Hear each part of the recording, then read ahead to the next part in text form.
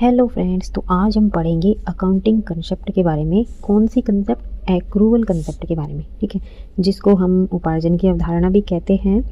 ठीक है, तो देखो इस कंसेप्ट में होता क्या है। मान लो एक बायर है जो कि कुछ खरीदता है, परचेजर बोलते हैं। ठीक है, वो सेलर से कुछ सामान खरीदता है। ठीक है, परचेजर जो है ये सेलर से कुछ सामान खरीदता है।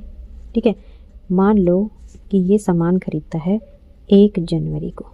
ठीक है, 1 जनवरी 2026 को इसने सामान खरीदा कुछ। ठीक है, इसने कहा भाई अभी मेरे पास पैसे नहीं है, तो कैसे खरीद लिया इसने? क्रेडिट में खरीदा। ठीक है, इसने कैसे परचेज किया? क्रेडिट में। अब ये भाई साहब क्या करेगा, इसको क्या अपनी बुक्स में रिकॉर्ड करेगा या नहीं करेगा? एक्रूवल कंसेप्ट कहता है कि चाहे आपने सामान उधार में बेचा है या फिर कैश में बेचा है, आप उसको रिकॉर्ड करेंगे। ठीक है, आप उसको अपनी बुक्स में रिकॉर्ड करेंगे, whether it is in cash और इन क्रेडिट।